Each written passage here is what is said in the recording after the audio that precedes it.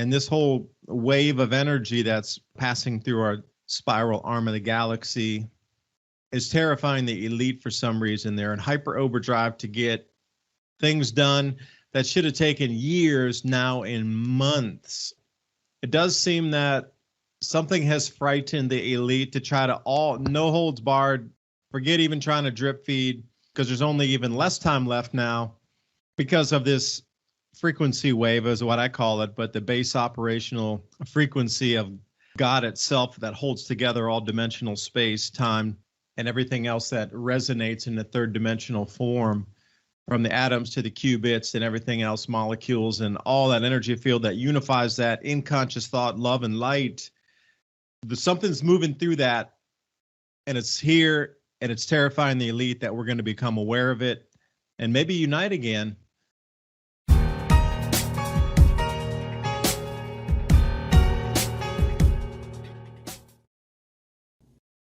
But as we look across the narrative scape, I'm not even going to call it a landscape any longer. It's a narrative scape. Why is it that we continue to be forced into a new way of life? Anything that you're forced into in terms of a belief system is not of the spirit or of the light if you're forced into it. If it's such a positive thing, it should naturally flow and people should accept it with glee. And I don't know, it seems that what we see, just like the CIA said, we will know our mission's complete when everything that people believe to be truth is a lie. And I think we're pretty much there. So bring us in with the Sunday law and how you see this biblical prophecy moving in through these next few years to fulfill what was told many thousands of years ago. David, hey, I'm so glad we're able to finally connect. I definitely see some oddities happening within the ability to have just regular communication. It seems like it's across the board, but the thing that I see that's even greater than that is, and I'm just going to go straight to where we find it, 2 Corinthians 13:8.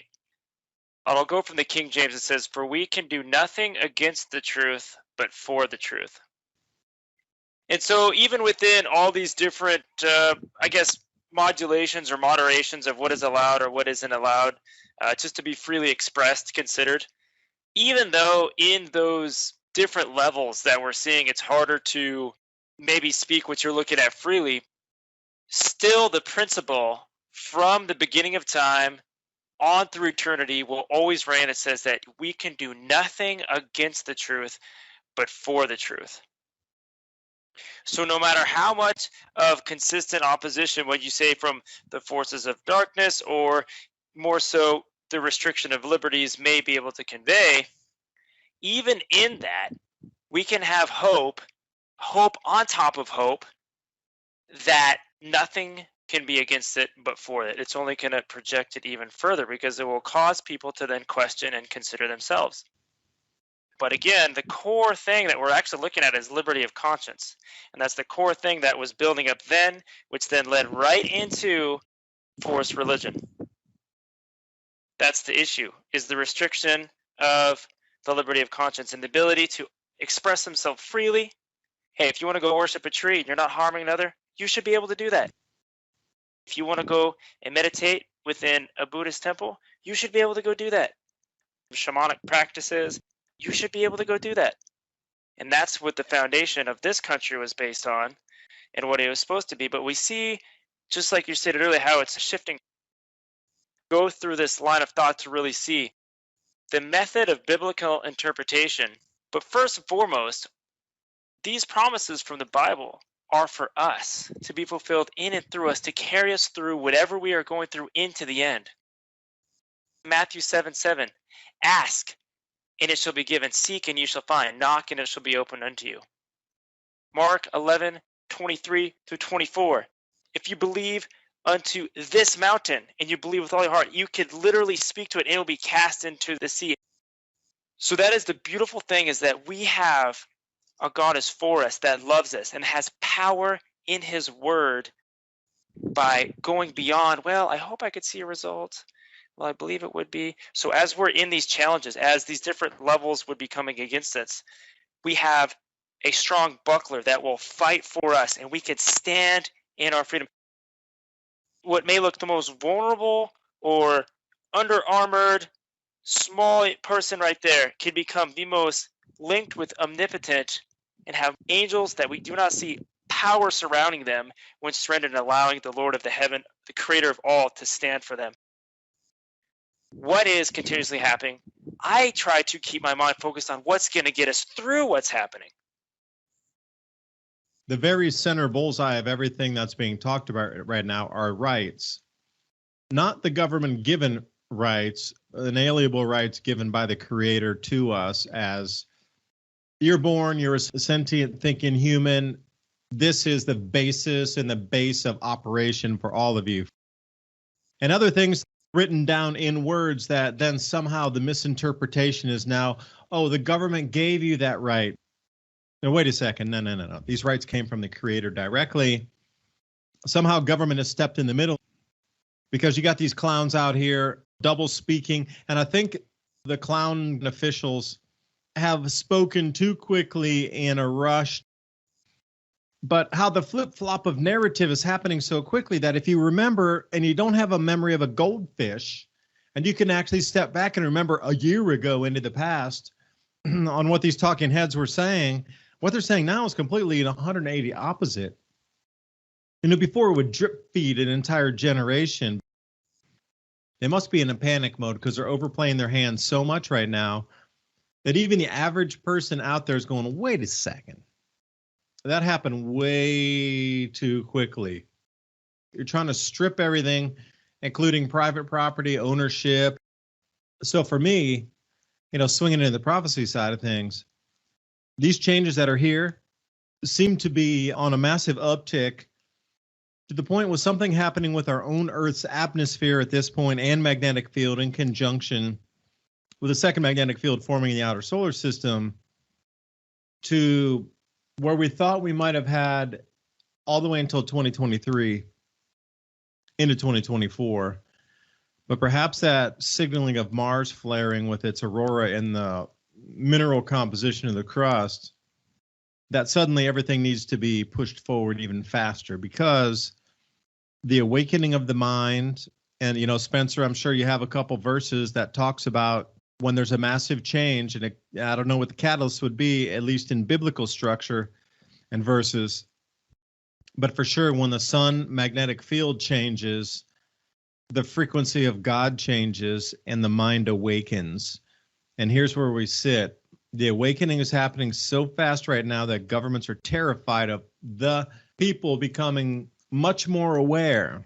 And this whole wave of energy that's passing through our spiral arm of the galaxy is terrifying the elite for some reason. They're in hyper overdrive to get things done that should have taken years, now in months. So whatever's happening with the prophecy there, Spence, if you could maybe tick on that a little bit, because it does seem that something has frightened the elite to try to no holds barred, forget even trying to drip feed.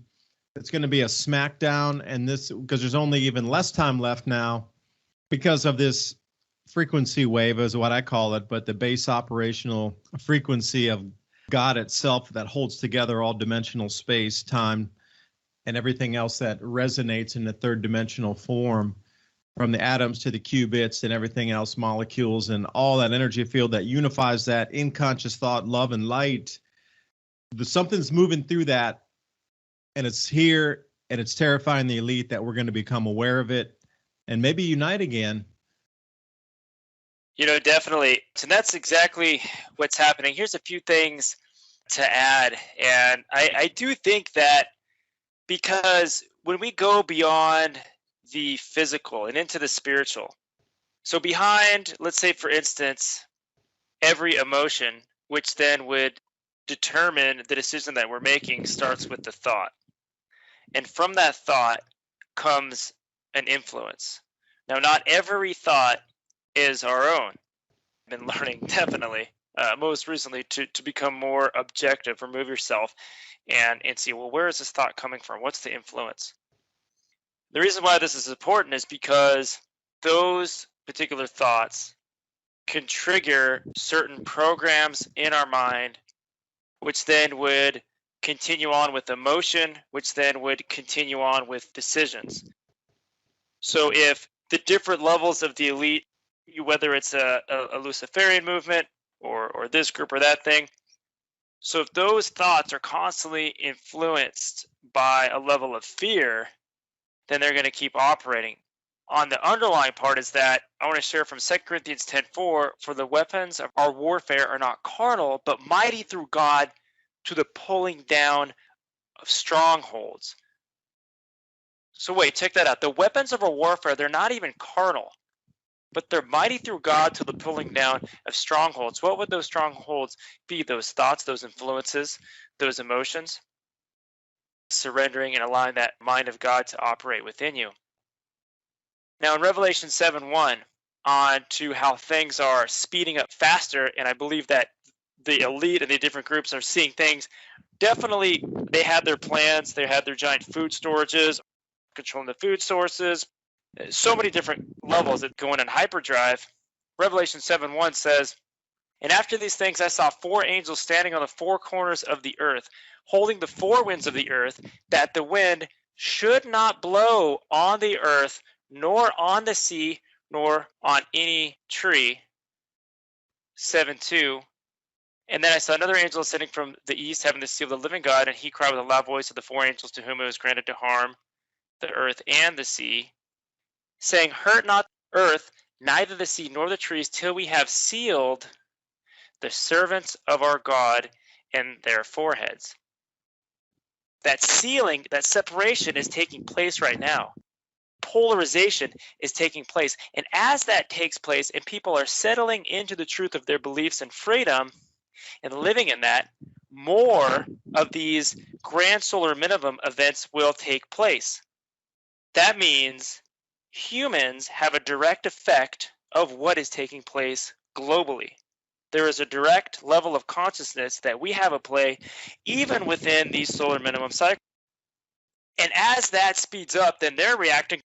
That is going to perpetuate and speed up more of these events to take place to go closer towards that Sunday law, which then would be put in through the same large institute that essentially pushed the Dark Ages, one world religion.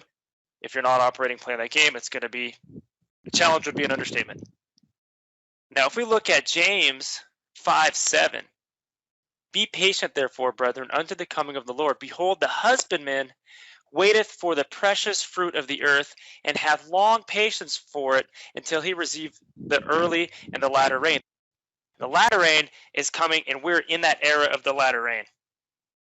Yeah, that seems to be speeding up at the moment. Have you noticed manifestations occurring a bit faster? Thought resonances, pictures that you're looking at, visualizing, visualizations, mantras, whatever they might be. Thoughts, dreams seem to be happening on a faster level at the moment. But when you talked about the wind there for a second, you know, the wind's blowing, not blowing on the earth. I mean, is this a solar wind? Is this a cosmic ray outburst? Is this a gamma ray burst? Because you got to think about 2,000 years ago, if you follow our traditional timelines, people were walking around in leather shoes. They didn't know much, apparently. If you follow the traditional timelines, I'm saying we've been reset several times and technology comes up to a point. We get reset 1,000 years later. There's hardly any records 1,000 years ago. If it is, it's always the same ones regurgitated from the same gatekeepers of knowledge and information.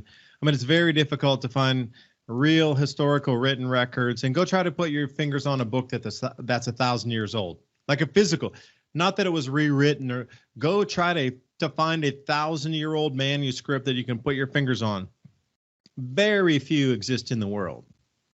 So much information has been lost. So when we come to these pinnacles, it seems that, you know, there's a reset back. And I'm wondering if it has anything to do with this wind that you're talking about. Solar wind, gamma ray burst, I don't know what it would be.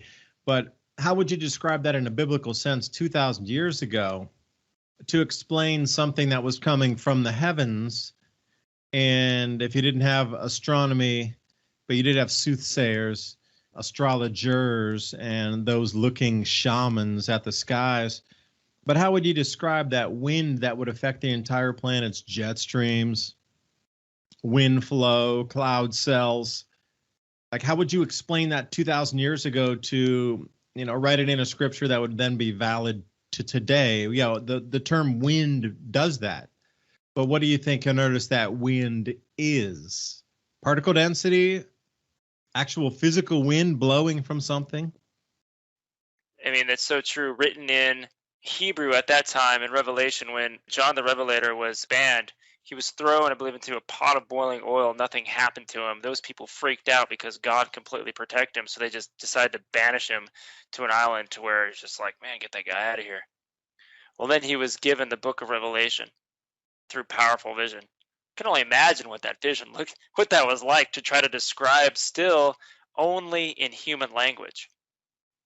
So when I pull up the word wind in that verse, and it's going into where I see pronounced animos, wind of violent agitation and stream of air, to a very strong tempestuous wind, the four principal or cardinal winds, hence the four corners of heaven. Since you take human language, which is mortal, very limited, to try to describe something that is immortal, we live in a three-dimensional world, something that is so infinitely dimensional, that's where the importance of actually taking that and going into line upon line, precept upon precept, so not one thing is subject to its own interpretation. Right there in Revelation 7:1, it's describing powerful winds. Yeah, because everything is about lexicon and words, is it not? And if you think about how valuable and how powerful the words, the way they resonate. I had a good conversation with Michael Lazaro of Evolutionary Energy Art. And he was telling me that when he does mantras, if they try to use different English words, like we are speaking English right now, it doesn't nearly have the power as the Sanskrit words do. So the vibration in a word is one thing, but the meaning of another word, the way we construct the meaning of it. So when they talk about spelling, and you take it back to the old world where spells were cast using words. So where does that really come back to when you come back with prayer and you come back again with mantras and sounds and common sense? And how do you even have a discussion when almost every word in the English language is going to be banned? And you wonder how many cycles we've gone through with this.